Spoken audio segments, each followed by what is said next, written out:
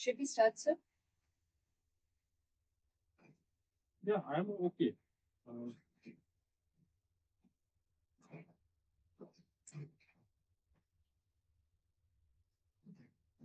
Good evening, everyone, and welcome to this webinar on random forest for brain tumor analysis. So I'll give a brief intro about our speaker, Dr. Ashish Phophalia.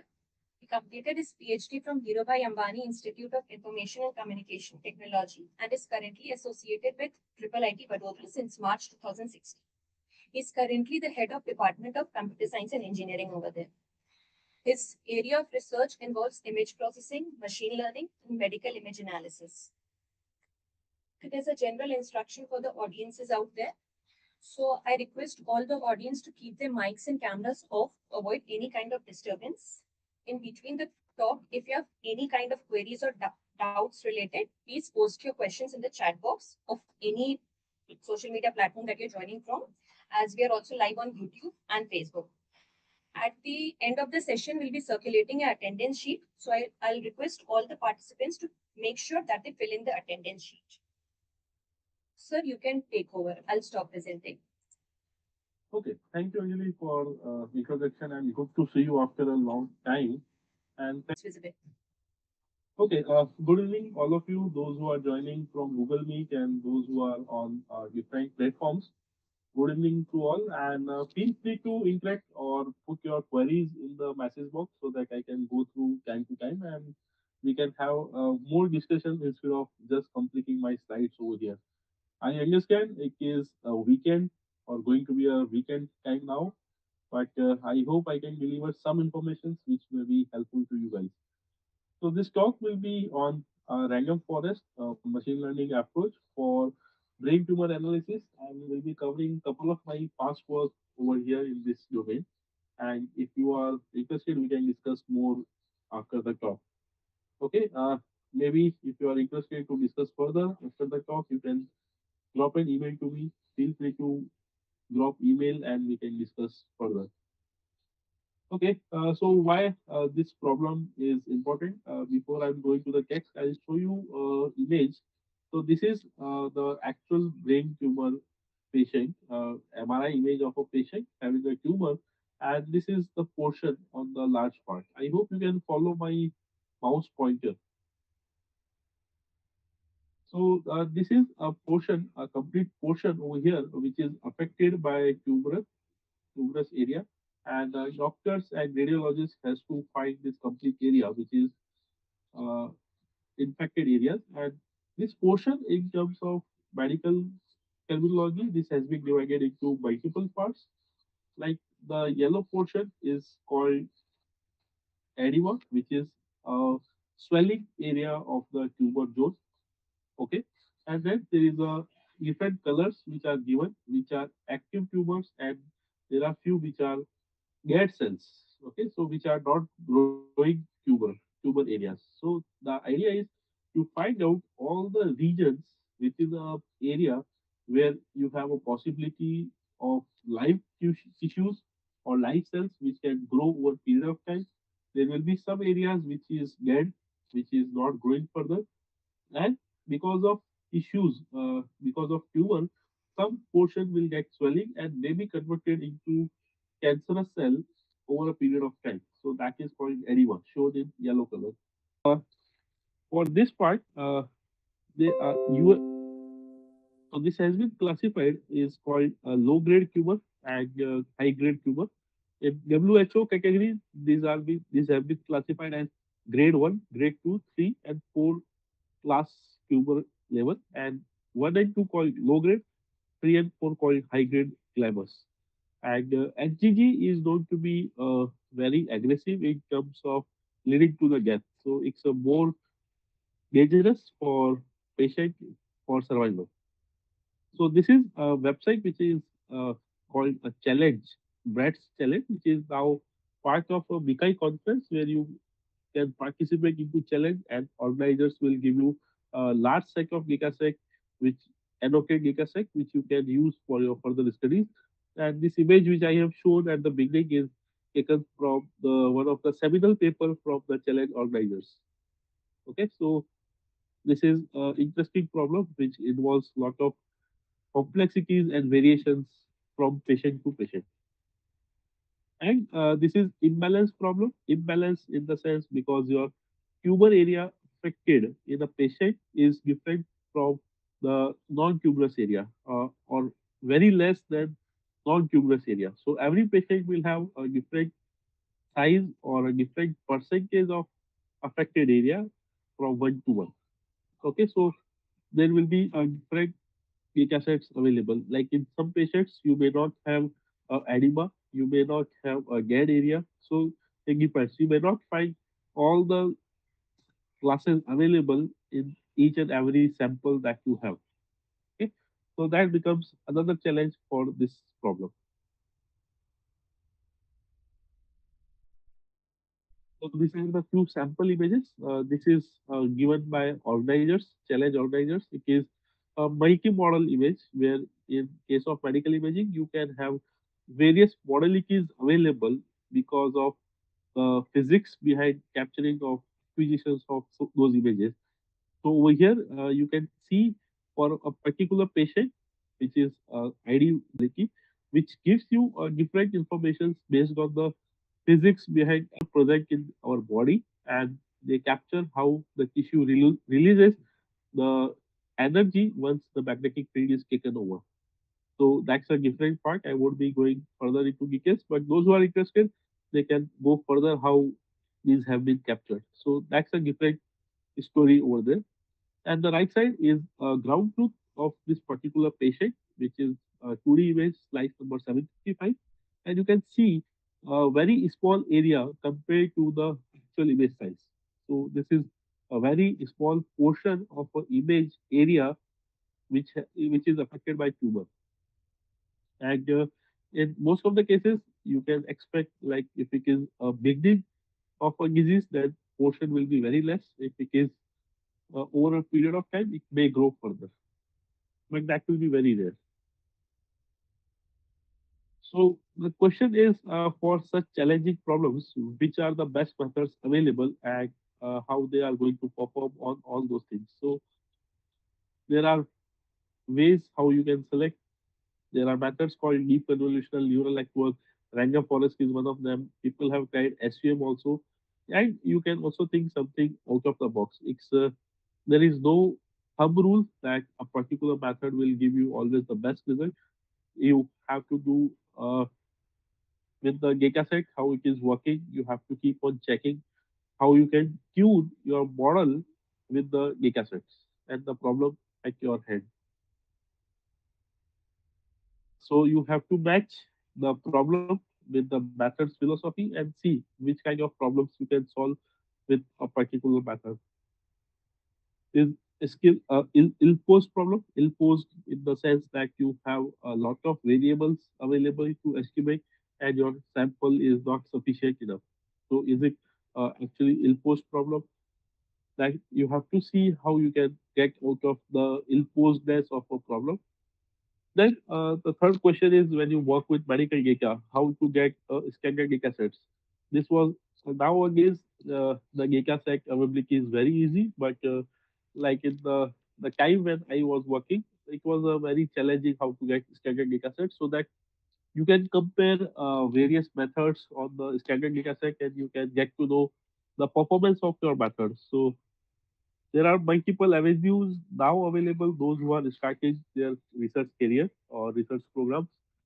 There are challenges which are offered by global platforms. So BRETS is for brain tumor segmentation. Challenge is a part of MICAI conference. ADNI is the portal which is mainly having a data set on Alzheimer's and few other diseases. As a MICAI and ISBI are the two topmost medical imaging conferences where you can now see the various challenges associated also these days with as a part of conference. So these two conferences you can take a look and I believe MICAI also came again with the BRETS this year. So it's almost 12 years like BRETS challenge is continue and over a period of time they keep on updating the data sets, challenge levels, the problem statements, other than segmentation. Segmentation is one portion that every year they come up with some new problems associated with the data sets. So it's a challenging and interesting domain. And you can get a standard data set where people around the globe will be competing with the same data sets. Then, for machine learning point of view, how you can get features that will classify your data, that will help you to understand how your data looks like. One is CNN, that which gives you all the features that you don't have to worry about the features, like how your data can be represented from image to something like a tabular format given by a model. And other methods where you require handcrafted features, handcrafted features in the sense you think by yourself and you come up with the features that okay, this feature may be a good representation of your data, so you have to generate all those features. So sometimes in the literature you might have encountered CNN is called as a black box model because you don't know what is happening inside over there. You will just give your inputs blindly and you will get your outputs at the end of the system on another side. Okay, I'll show you a couple of levels.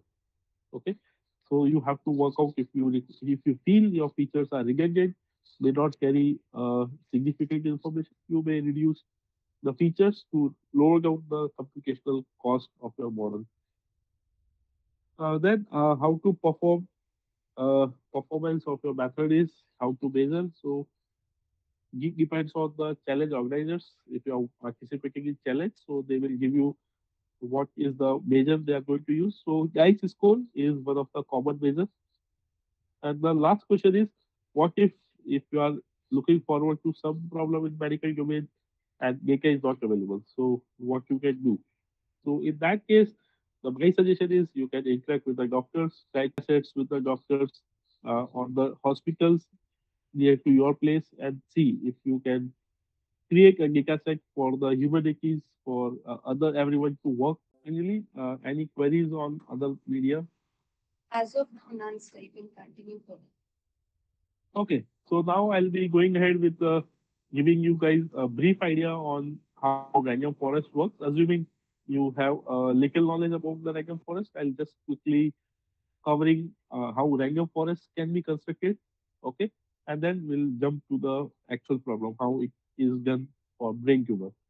So this is a typical data set that you can see on the screen. We have data for 14 days, serial number D1, D2, D3, and so on. And there are four features: outlook, temperature, humidity, wind condition. And the last is play canis as a question. So answer for this question is whether you can play outside, yes or no. Okay, so based on the features that you observe on particular day, you can take a decision. So these are the 14 samples you can consider as a training. And then the question is when you come for day 15, if you look at all the four features, then what should be your decision? So we have to build a model which will be able to answer us about the based on the 14 days experience and the feature values, what should we do? So this is decision tree, which is a heart of a random forest model. I'll discuss later on why this is hard.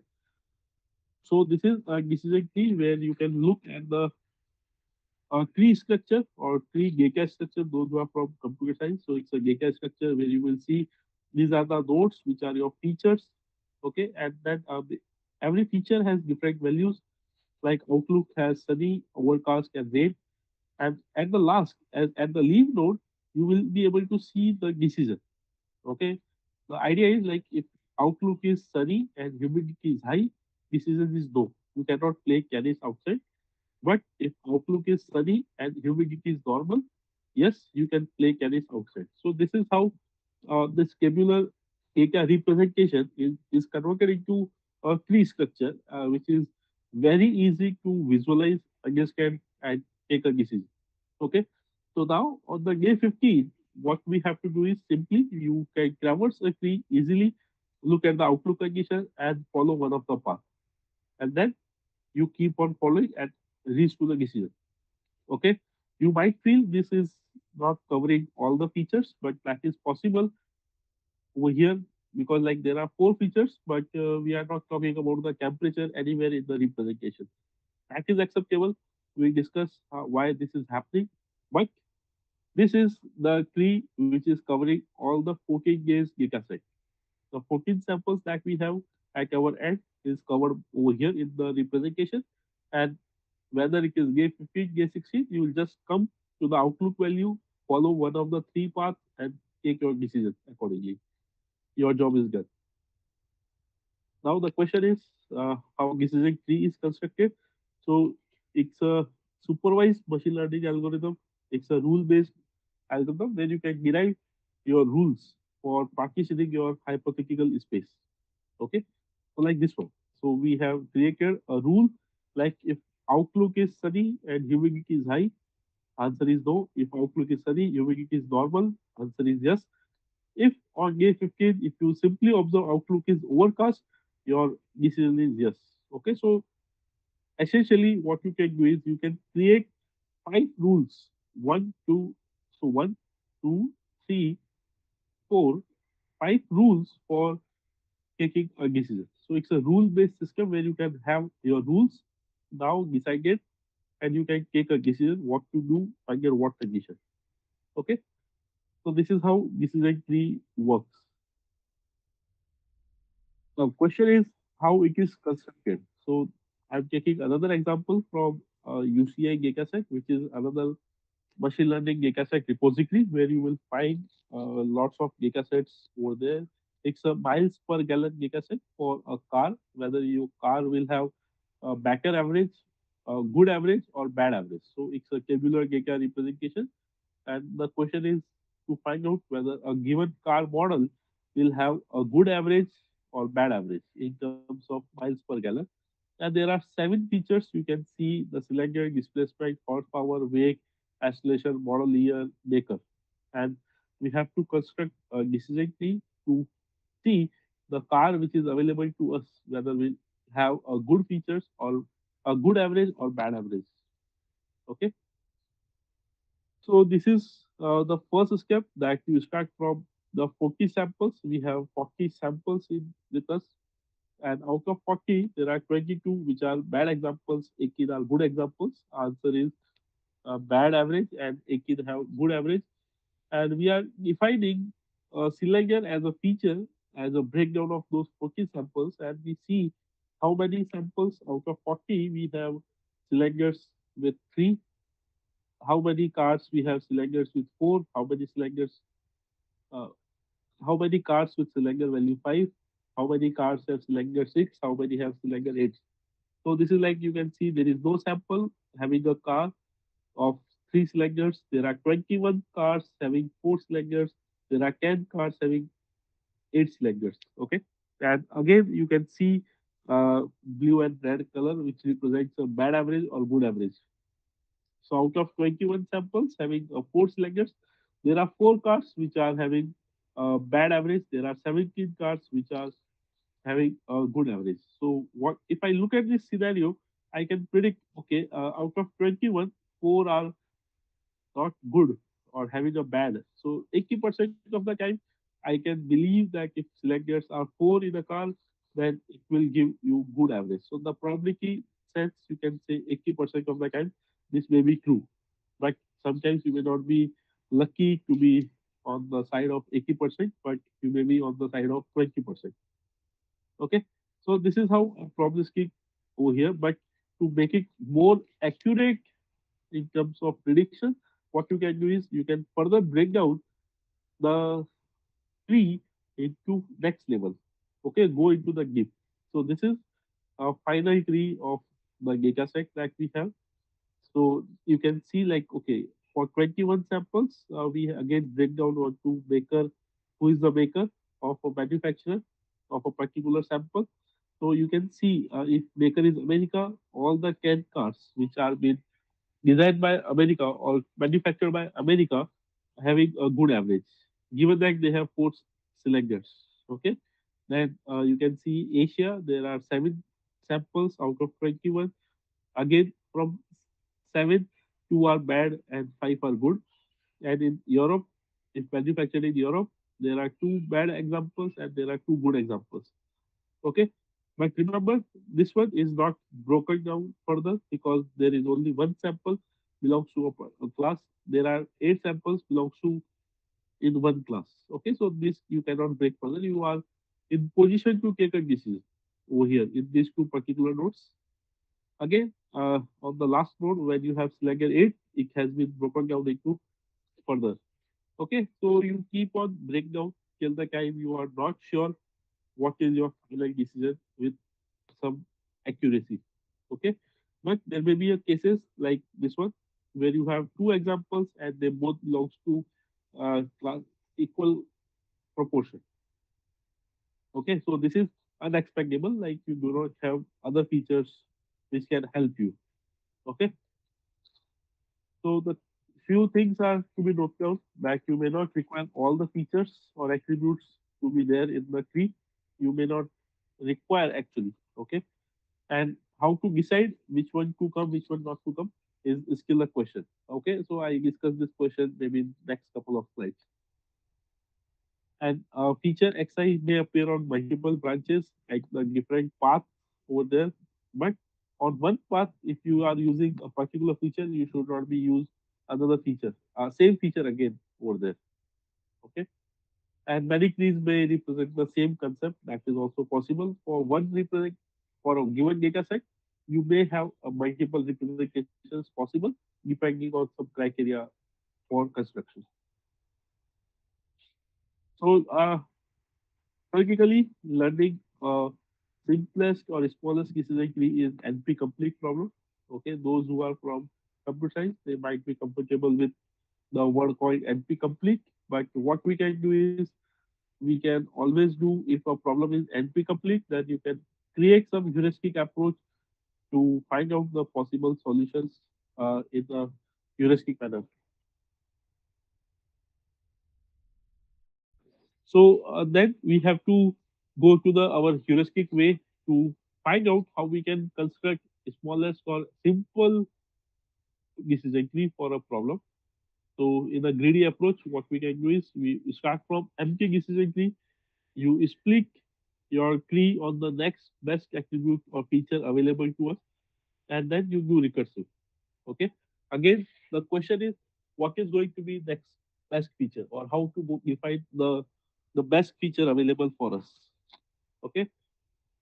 So the first version of decision tree which came was called iterative glycomatizer ID3 decision tree, and then there was another variation which was called C4.5 ID3 plus some improvements called C4.5 decision tree. So the idea is I'll just go skipping few slides and we'll see why this is required. So how we can construct the best decision tree or a simpler decision tree for us. So what we can do is we can look for uncertainty in the data.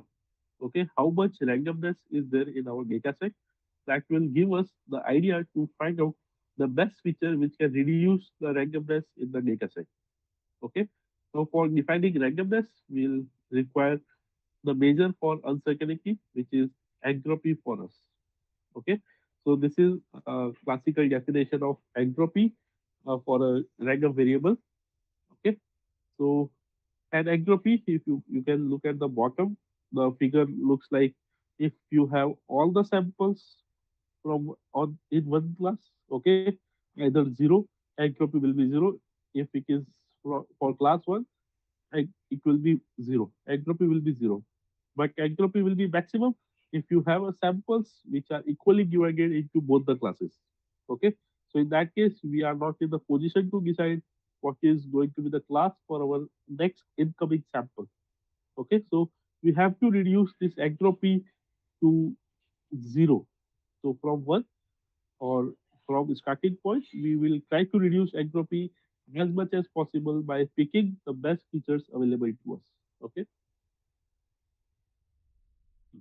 so we define information gain, which is a conditional entropy that when you observe feature X from available features, Okay, check whether you can reduce the entropy of the system, and that reduction in entropy will give you information gain of the system.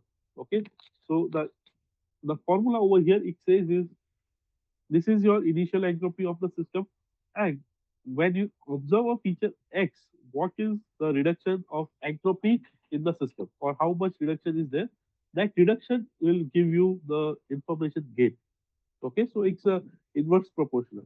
If I observe a feature which is not giving me much of the gain, I'll not consider that as the best feature. Okay, so this is a recreation of the algorithm. What you have to do is you start from empty decision tree, you select the best one based on the information gain as a criteria. Okay, so this is a heuristic approach that you define or you compare information gain to select the best attribute. There are different measures available in the literature to define the how to define the best attribute for a particular case. Okay, so information gain is not always a unique or single measure for this case. Okay, so be careful. You can define different definitions for being a best feature. Okay, so this is a highlight for the dataset or the MPG dataset that every feature is giving different information gain. So like cylinder, if you use cylinder as the first feature, gain will be the zero point 0.5. If you use displacement, gain will be 0.22. If you use horsepower, gain will be 0.38 and so on. We will be picking up the best feature, which is the cylinder, which is giving the highest or maximum information gain. Okay, so that's why the decision tree that we have seen has the cylinder as the first breakup of our data set. And when to stop, when you the first condition is when you don't have the class samples in another class. All samples belongs to one particular class. You can stop your splitting of a node. Okay. Second is you have something which is not able to go ahead. Okay, because you don't have any possibility for reduction of your entropy, or there is no information gained further. So you have to stop and you can resolve the chi into either of the class by assigning either of the class. Okay, so but what happens is in terms of implementation, when you have a large scale data sets where you have thousands of features and millions of samples, creation of or generating a decision tree is actually very time consuming process because you have to iterate each and every sample values and all the features. So finding out the best or a simplest using information gain or any measure will be very time consuming. So the people have came up with the idea of introducing randomness into the implementation. Randomness in the sense instead of exploring each and every value, you can take few of them and go ahead as an implementation. So here comes the method of called ensemble learning, where you have multiple learners available, which are called weak learners. Okay, and then you combine those weak learners to create a strong learner, or those weak learners are called your base learners. So ensemble can be your combination of any of the model that you know for dataset, and you can implement, and then you take a combined decision of all the learners in the final decision. So here X is your input. You have n learners, and then you take the decision of all those n learners, combine them, and you take a final decision. If your learners are of same type, they are called homogeneous ensemble. If learners are of different types, like you have CNN, you have RF, you have SVM available, and you apply base classifier also. You define like 4 or 5 machine ML algorithms, and then you combine their decision. So that is called heterogeneous ensemble. Okay. So then you have to take a final decision. What is the class for input sample X over here? So in case of random forest, it's an ensemble of the numerous decision trees for a particular data set. So over there, we use majority working to take the final decision from all the samples. So what will happen is if you have a cache data X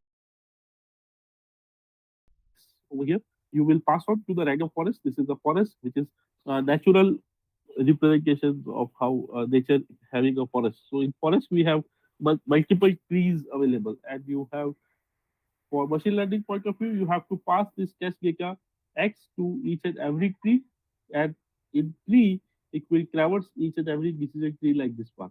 You will get the decisions from all the trees over here, and the trees will pass on the decision. If my class is or problem is of class 01, so this tree may give class 0, this may class 0, this may give class 1. Okay. So if I have to use majority working, then like out of three, two says zero, one says one. So I can assign this as class zero to this sample. Okay, that's a majority working when you have ensemble kind of learners over there. Okay, so this is a basic idea how random forest can be worked. Now, if you apply a classical way of construction of decision tree, your trees will be of same type in the forest. So what we can do is you can design trees by giving a partial or subset of data to each and every tree, even subset of features to every tree, and so that the trees try to learn different concepts from the data. Okay, so there are few works that have been done in the random forest that is called extremely random forest, like how to break down your data or features so that your trees can learn different concepts. It's not supposed to, like, there should be a discrimination between the trees essentially. Okay, and there are vacant random forests because majority working may not be always a good choice for taking aggregation. So at aggregation level, research is still going on. The vacant random forest, that how many trees will be sufficient enough to, I guess, get the data. So that there is a questions on the number of trees that you require in your random forest. What is the best option?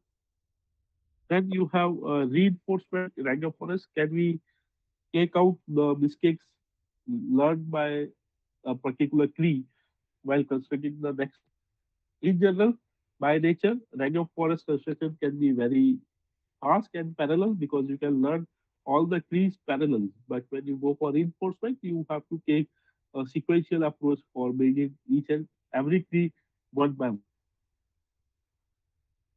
Then a few other variations which are based on the fuzzy logic, rough set theory, siblings.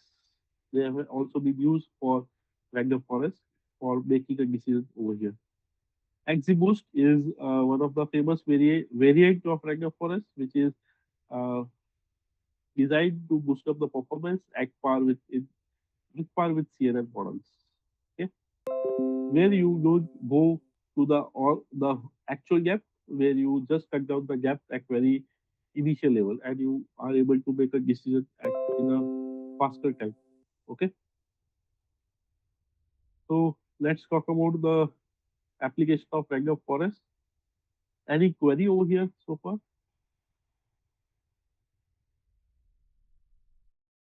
Yes, sir. There's a question like what frameworks or packages will give best results for random forest in terms of the speed? All the libraries have implementations of random forest, or you can implement random forest by yourself. Is he the person who has asked is a part of Google Meet, or No, no, no, sir, not. It's from the streaming platforms. okay? So there are various packages available. You can pick any standard package for implementation, or I would suggest you start by yourself and then you can feel how it is working. I hope the answer got the answer. So another question is like, can random forest handle variations in data? Yes, that is the property. That is how we can work. Variation always is requiring data essentially. If your data is same, then you cannot learn anything. But if there is a variation, random forest can easily take care, no issues at all. I hope the question is answered. And another question we have, can we combine random forest with CNN? I think this question is already answered in the ensemble part. So, Yes, one is independently, Okay, Anjali, let me just recheck. Okay, so one option is if you talk about ensemble point of view, you can have a CNN as one learner and random forest as another learner. That is possible. But at the end, I discussed there are few works which have been done where people have used CNN followed by random forest. Like you generate your features from random CNN and then you analyze those features in using random forest instead of giving to the fully connected layer at the last. That I may take up in the last if time permits. But these are the two ways how people have combined CNN and random forest. I hope your query is answered. There are only these questions as of now. Okay, so I'll go ahead. Sure. Okay, so now I'll discuss our work on the random forest for brain tumor, how we get actually. So this was uh, my participation into Brett's challenge in 2017 when I was visiting researcher to ISI Kolkata. So there were already past works have been done in the brain tumor segmentation based on CNN architectures, random forests. Some of the works were on support vector machines, mixture model, random fields, active contours. So essentially, people have applied all the models on this problem as a part of challenge, and they were done in the random forest way for this problem. So in 2017, this dataset size was 285 cases where you had 210 GG datasets, high grade gliomas data patients, and 75 were low grade gliomas. And each patient associated with four modalities, which I have shown at the beginning with the ground truth, and the image size was it's a 3D image. So 240 by 240 by 155 is the slice over there. So this was the a big data set. Now they have been almost crossing 600 plus in terms of sample size. So it's a huge data set which is now available to the community. And data set were provided with the labels, one for necrotic region and non-enhancing, which is a dead area which is not going to grow further. Two is edema, which is swelling, and the four is enhancing tumor. Enhancing tumor is your like a live tissues which are live over there and may grow further over a period of time. And zero is everything else, whether it is non-tumorous or background scanning, a black screen that you have seen. So essentially, there were four labels. There was label three also in the data set, but over a period of time, that was been scrapped and associated with three, one label one. So three and one were merged as label one. So essentially, we have label 0, 1, 2, 4. Okay, and the task is to find out the subregions, which is the first is enhancing tumor, which is live tissues. You have to find out label 4. The tumor core, which is consisting of live and dead tissues, 1 and 4. Then the complete area of tumor, label 1, 2, 4 combined. Okay, so these are the three parts or subregions that have to identify. Okay, so this was our idea that we proposed a two-stage architecture where we have 285 patients. So we built because data size was quite large. So we have decided to build a random forest for each and every patient so that we can learn the properties of tumor for each and every patient. And when the test data comes in, we pick some of the patient which has a similar characteristics which have been observed during the training period, and then we can make a prediction for a tumor over there for the test data. So we essentially created a two-stage prediction, and, where we have one is for selecting the random forest for every patient, and out of those 285, we have only few who will be going to wait or make a decision or voting over here.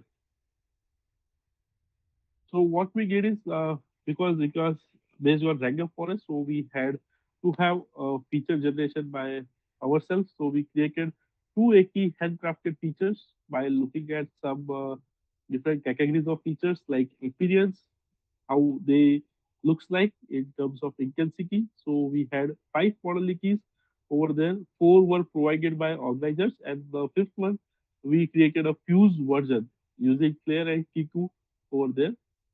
So the five model keys we were having, and so there were five intensity based features, then texture based features where we use image gradients in all the three directions, then few textures based on statistical measures after uh, small noise removal using Gaussian smoothing on two different window sizes, like 3 by 3 by 3 filter and 5 by 5 by 5 filter. Then the third one is statistical features based on the distribution in the data, which is based on again two window sizes we have used. So that total consists of two key features, like it was in a progressive manner. It is not something like come out exactly or as it is, but we started with the creation of 50 to 100 features, then we moved to 150, then 200, and somewhere we reached to 280 features over there because performance is not coming out as expected. And we created a random forest for each patient by finding out region of interest, and for every patient we created 25 trees. So what we did is we get a pre-processing over there. We did a bias field correction. Then we found the region of interest. Then feature generation for each location in the region of interest. And then we created a random forest for every patient. Okay, so essentially we had 285 random forests in the data set. And when a test case comes in, so what we do create a pre-processing step as it is, and then we find out region of interest again in the test case. So region of interest case consisting of locating the tumorous area. Okay, so we find out where the tumor is located in the test case.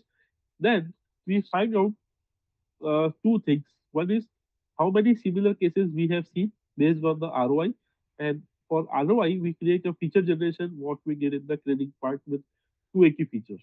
So what we do is we search based on the ROI using mutual information criteria, that do we have similar cases available in the data set. If yes, then we select the K best matches over here. We kept K around 11. So 11 random forests will be selected who will be eligible for working. Okay.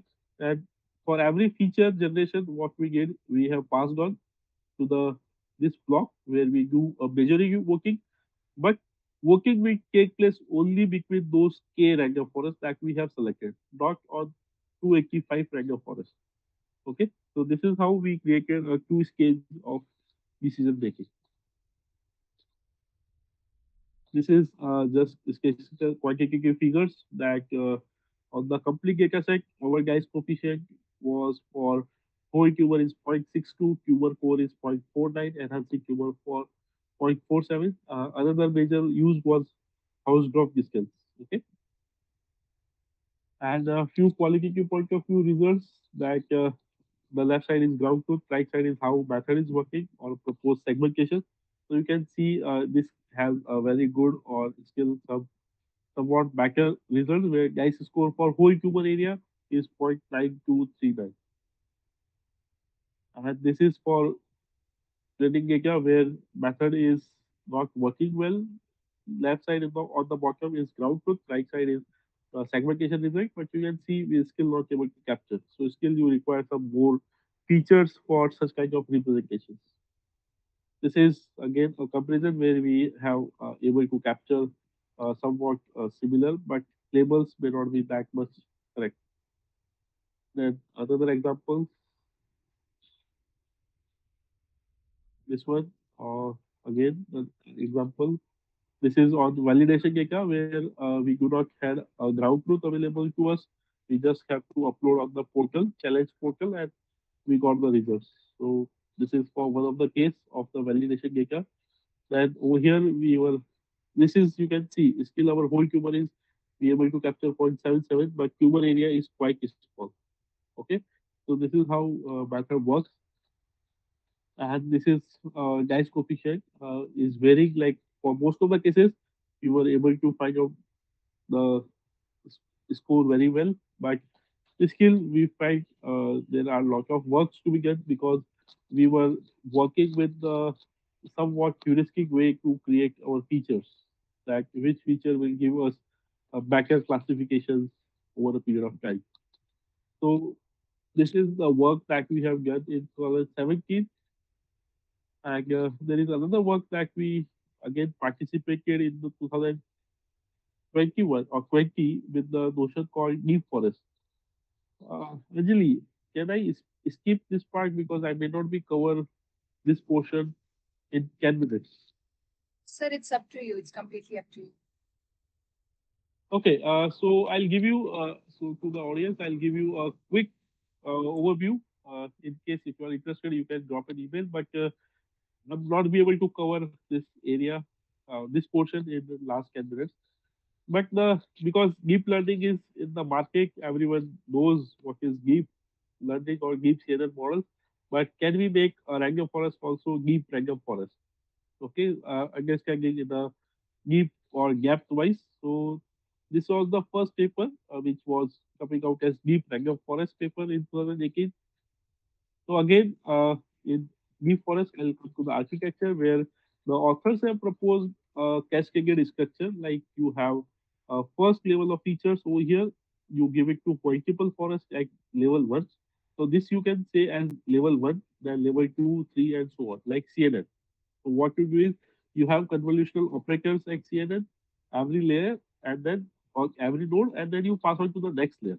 So this is your output comes from the random forest at this part, and then you concatenate your features and give it to the next layer. Again, you have instead of nodes, there are forests over here. Then you again get the decision from second layer, then third layer, and so on. And what we do in the CNN is you do averaging or soft max pulling over there. So because for example this is three class problem, so what you do is you take averaging over here, and then for making a final decision, you will take the maximum of out of these three. Okay, so whichever having a maximum or majority, you will predict the class for this one. So given the input feature vector, you will make a prediction over here. Okay, so this is deep forest architecture where every step you will have a random forest over here. Okay, so this is how authors have defined the deep forest architectures in connection with deep CNN. And for different kind of data sets, how to generate the features. So they have given approaches like if you have features which are like a scalar or a vector format features in your tabular data representation. So you can take a window-based approach and you break down your feature dimensions, like 400 dimensional feature vector. You can break down in terms of 100 features with different window sizes. You can generate multiple features vectors and you give it to forest. You will get the classes again over here. So this is talking about the three class problems. If you have input image, your input is image like 20 cross 20 image, then you take smaller images like 10 cross 10 and you will get multiple images. You give it to forest A and B and you will get two different feature vectors. So at the last, you will convert your feature vectors large enough for your data set to work with. So these are the two components of the deep forest architecture. One is called multi-grain scanning, which is on the left part, and then you generate your features and give it to the cascaded forest in a particular manner. And so that will make your deep architecture with the random forest. And in the last, you take a final predictions like averaging out and taking maximum of the values. Okay. So in our next work, we use deep forest architecture for brain tumor segmentation. So again, we did the similar things, but this time we had different features and we came up with 400 plus features. So based on our experience with 280 features, we created few more features and we reached to 416 features over there. And we use LBP, local binary pattern, which is simplest feature vector generation used in natural images, very much the literature. So we use LBP features for this work. And then we created a four feature vectors and gave it to the forest like what authors have suggested over there, and we reached to the final predictions. So we, over there, every layer we use four layers, and every layer we had four random forests and we had a huge data set over there. And so this is a few results from the work. We were not able to apply some post processing where we actually we can take out such smaller portions which are like noise over here. So these are the few results for visualization purposes, and these are the pictorial representations for our results over there.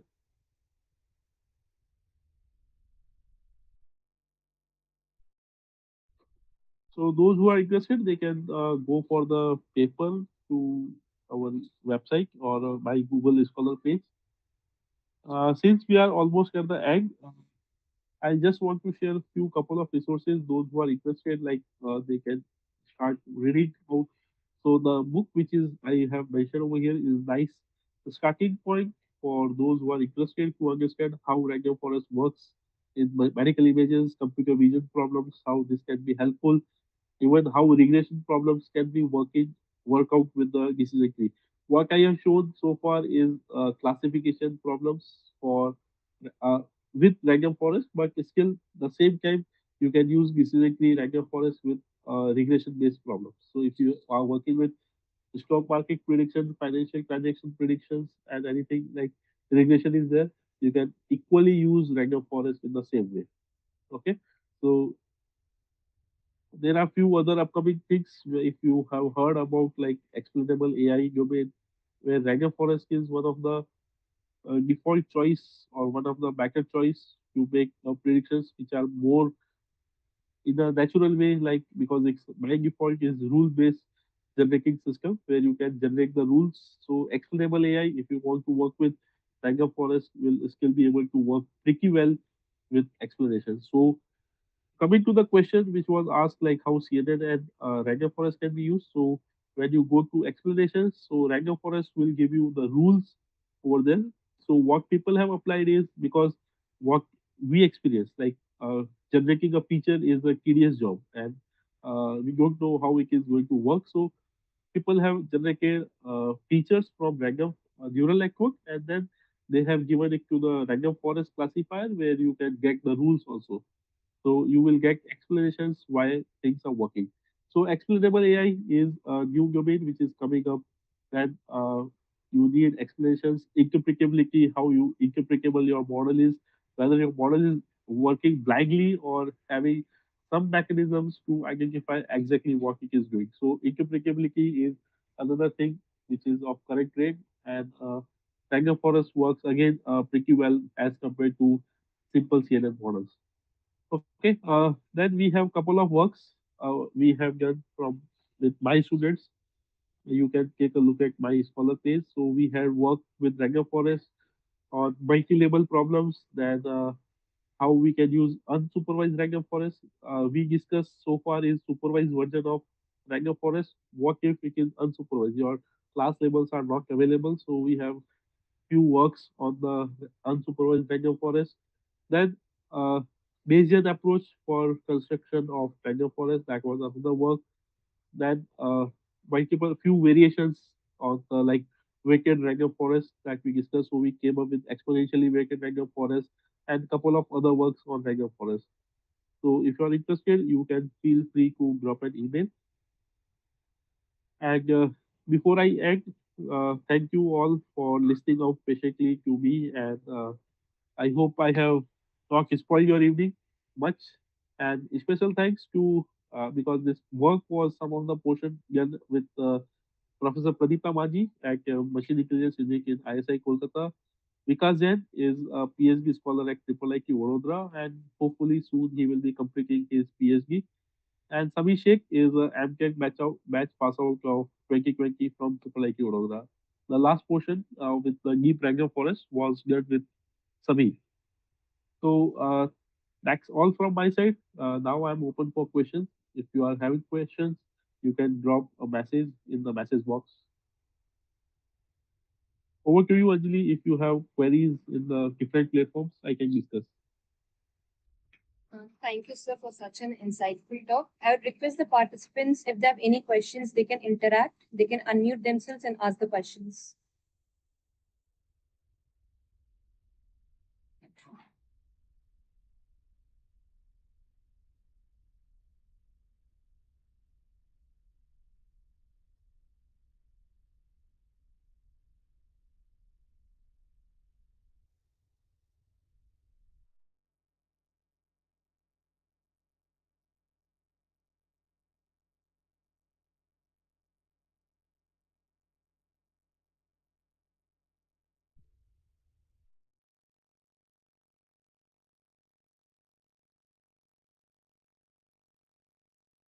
Any questions from other platforms?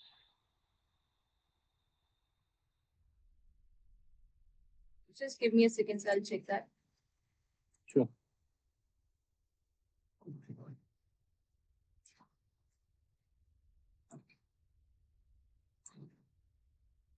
So I have a question from my side. So in CNNs we have feature maps in terms of features, right? So Yeah. is there a way where we can get the best kernels to make the CNNs faster by deleting the previous feature maps? I'm not sure, but because I'm not much working with CNN, but yes, you can. Feature maps, why to erase? You want any specific reason for erasing feature maps? Sorry, sir. Any specific reason for erasing the previous feature maps? Or Sir, so that we can, we can sort it out. Like only the useful features are taken ahead. that job will be given by random forest in some sense. If you are working with CNN plus random forest. But then there are feature engineering methods. I'm not sure if CNN people have used feature engineering in between the layers to eliminate See, some of the features. But feature yeah, engineering. between the layers, like from one layer to another layer, if you can skip or drop down some of the features.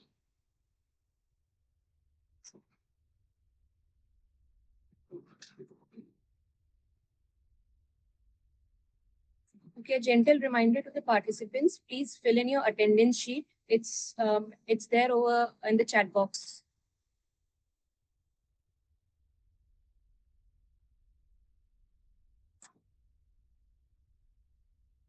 So can you please stop presenting so that I can present yours?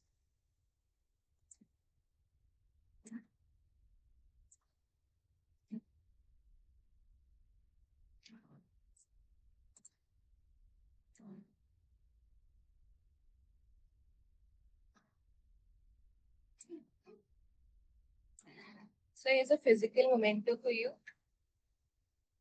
And Thank you, Anjali. thank you for such an insightful session. So I guess the participants will use the information in the research work, and also sir, this memento will reach to you physically in the coming year, I guess, because we are still with the previous year thing. Okay, no And, issues, no issues. Yeah. and hope to see you soon, sir, in IIT KGP campus. Okay, just to highlight, so Anjali is a MTech student from IIIT Vadodara with the batchmate of Samir, and she also worked on random forest, but somehow not able to show here. But hope to see the somehow. Sir, carry on. Sure, sure. Thank you. Participants, just a second. I'll just request all the participants to turn their camera on so that we can capture the moment virtually. Sure. I request Devjyoti to please Yes, yes, I'm on it.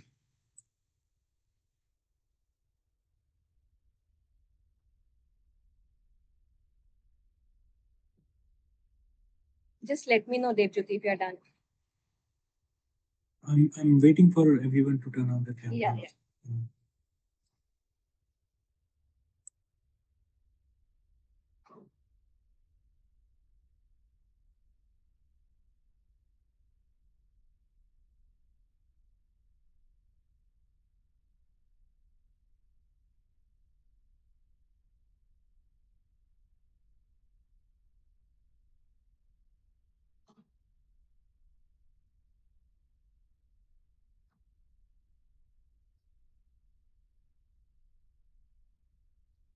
Is it done, Devjyoti?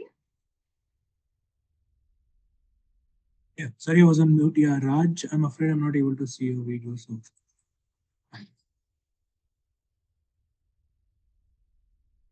yeah, okay.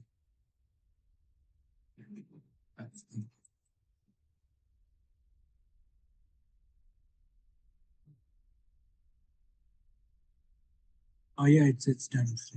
Thank you so much. Thank you so much, everyone. Thank you.